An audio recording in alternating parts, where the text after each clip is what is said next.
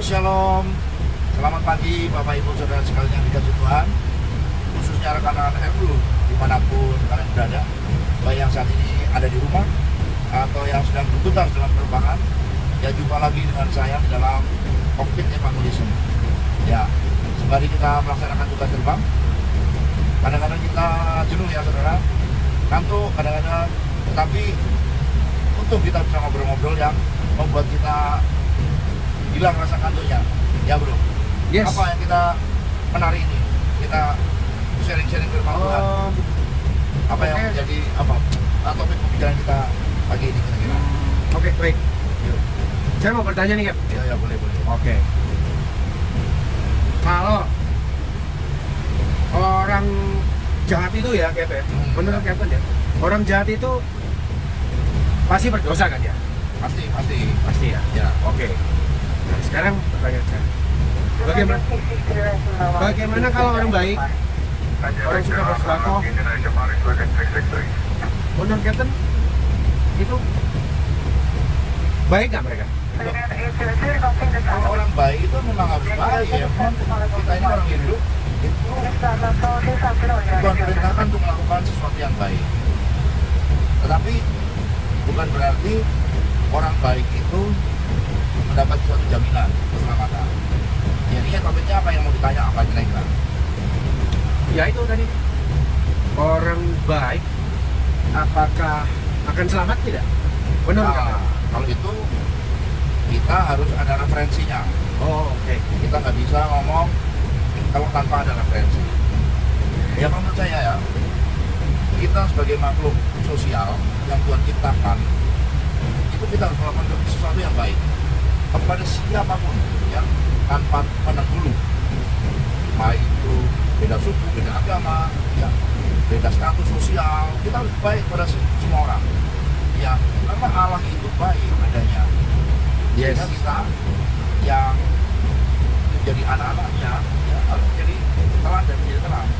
Tetapi, nah ini seringkali saya katakan ini menjadi suatu kesesatan laten. Seolah-olah ini baik-baik saja, tetapi ini sebenarnya sesat juga. Cap, sebentar, Cap. Kesesatan laten apa sih, Cap? Nah, Maksudnya? kesesatan laten begini loh. Kalau orang nggak percaya Tuhan, ya, Oke. itu pasti sesat. Sip. Ya, semua golongan, semua lapisan akan mengatakan yes, itu sesat. Oke. Tetapi ada satu kesesatan yang bersifat laten. Itu artinya apa? Mereka seolah-olah tidak ada masalah, seolah-olah benar, ya. Tetapi ini juga sebenarnya sesat. Apa? Kalau kebaikan seseorang sebentar ya, yes, pendek. Belum ada sih. Oke, everything is good ya. Jadi kalau karena kebaikan kita diselamatkan, berarti kita nggak butuh juru selamat. Benar nggak? Yes, betul. Padahal pada hakikatnya manusia itu berdosa. Tidak ada manusia di bumi ini tidak berdosa. Ya, karena nenek moyang kita Adam itu jatuh dalam dosa. Yes. Ya, yang terpisah dari Allah. Sehingga kita ini tidak bisa kembali lagi kepada Allah. Kecuali Allah ya mengutus firman-Nya menjadi manusia untuk menyelamatkan manusia. Nah, itu rancangan atau rencana Allah memang sejak manusia jatuh. Itu Allah sudah mempunyai rencana untuk menyelamatkan manusia. Ya. Tetapi di dalam perjalanan kehidupan kita ini kan tidak semua orang menerima juru selamat. Ya. Jadi manusia itu karena dosanya yang kita pelayu, karena dosanya kita terbuang, nggak akan ada yang selamat. Kita buka di Roma 3 ayat 23 ya. Oke. Karena semua orang telah berdosa dan telah kehilangan kemuliaan Allah. Allah itu kan mulia, manusia berdosa, sehingga kita tidak bisa hidup bersama-sama dengan Allah. Yes.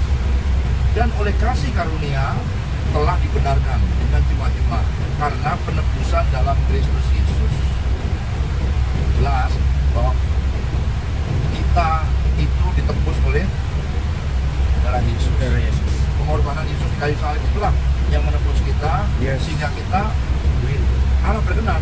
Yang tadinya kamu mau berdoa, kamu mau berbuat baik, kamu bagi-bagi sedekah pada saudara, sama umat kita, itu kan perbuatan baik itu. Tetapi Allah diam aja, Allah nggak berkenan. Ya. Tetapi ketika kamu menerima Yesus itu sebagai Tuhan dan Juru Selamat, Allah berkenan. Jadi apapun yang kamu doakan, yang kamu sampaikan kepada Allah, Allah itu mendengar. Begitu. Itu karena tadi itu ya, karena kasih karunia telah dibenarkan dengan cuma-cuma, gratis loh, bro. Karena penebusan dalam Yesus. Nah, itu karena manusia tidak akan yang selamat. Kenapa? Karena manusia berdosa itu darahnya najis. Itu nggak percaya? Darahnya najis manusia. Oh ya? Kita lihat ya. Coba kita lihat di Yesaya 64. Yesaya 64 ayat 6.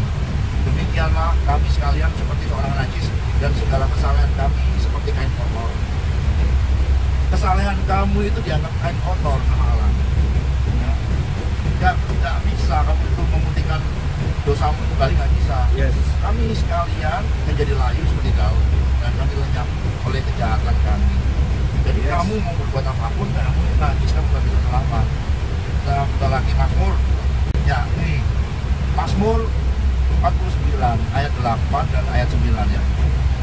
Tidak seorang pun dapat membebaskan dirinya atau memberikan tebusan kepada Allah ganti nyawanya. Allah nggak bisa disogok, bro. Ya, kamu mau berbuat baik kayak apapun supaya kamu ditebus dosamu itu nggak bisa ya. Ini ayat 8. Tidak seorang pun dapat membebaskan dirinya atau memberikan tebusan kepada Allah ganti nyawanya. Lu mati, nyawamu pasti ya, karena terlalu mahal harga pembebasan nyawanya. Ya, dan tidak memadai untuk selama-lamanya. Siapa orang di dunia yang kaya pun membeli keselamatan? Tak ada. Semua orang akan mati dan selama-lamanya akan mati. Kecuali ketika kita menerima Yesus itu sebagai Tuhan dan Juru Selamat, maka kita akan dibangkitkan dari kematian. Sama ketika Yesus mati, 3 hari kemudian dia mati. Ya, itu. Yohanes 3 ayat 16. Kita lihat Yohanes 3 ayat 16. Karena begitu besar kasih Allah akan dunia ini, sehingga ia telah mengaruniakan anaknya yang tunggal, supaya setiap orang yang percaya kepadanya tidak binasa, melainkan beroleh hidup yang kekal. Amin.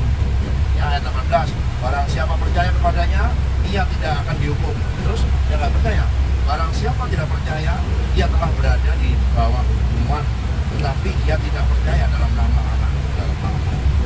Jadi kalau kamu percaya kepada Yesus, kamu udah mendapat jaminan keselamatan. Tapi bagaimana orang yang tidak percaya? Udah ada, mereka ada di bawah hukum. Ya. Karena Yesus itu adalah yang awal dan yang akhir. Bapa sendiri. Yesus itu juru selamat. Kita semua butuh juru selamat. Tanpa juru selamat, kita nggak akan selamat. Ya. Lukas 2 ayat 11. Hari ini telah lahir bagimu juru selamat, yaitu Kristus Tuhan di kota Daud. Ya. Tandanya apa? Dan inilah tandanya bagimu. Kamu akan menjumpai seorang bayi dibungkus dengan kain lampin dan terbaring di dalam palungan. Kalau zaman dulu, zaman perjanjian lama, zaman Taurat, itu orang ya, kalau punya anak domba itu diperiksa, teliti. Ya, kupingnya, hidungnya, semua sampai tangannya. Kalau ada yang cacat, itu nanti jadi kalau biasa jadi konsumsi. Nah, anak domba yang pertama lahir, anak yang sulung, itu begitu periksa komplit tidak ada cacat, itu akan dibungkus sama kain lampin. Karena jangan sampai dia terluka atau tergores.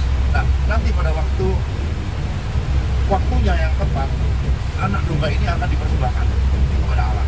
Itu jangan perjanjian lama. Jadi bangsa Israel itu kalau punya anak domba yang sulung, itu akan diperiksa. Kalau nggak cacat, dia akan dipersembahkan. Tapi kalau yang biasa-biasa ya buat konsumsi lah, biasa gitu. Nah, ini perbuatan mengenai Yesus. Makanya kelahiran Yesus itu dilahirkan sama Bunda Maria. Periksa, nggak ada yang cacat, dibungkus pakai kain lampin. Persis tau? Nah, itu jadi sekali lagi bahwa kita manusia nggak ada yang bisa selamat. Oleh sebab itu manusia membutuhkan juru selamat. sebaik apapun perbuatan manusia, maka perbuatan manusia itu tidak akan menyelamatkan manusia itu sendiri. Karena harga nyawanya terlalu mahal dan darah manusia tidak bisa menebus keselamatannya. Nah itu Bapak Ibu sekalian, saudara-saudara RU dimanapun berada, ya itulah sharing firman kita pagi hari ini. Kiranya apa yang kita bicarakan pagi hari ini menjadi berkat bagi kita semua, termasuk diri saya. Selamat melayani, Tuhan Yesus memberkati.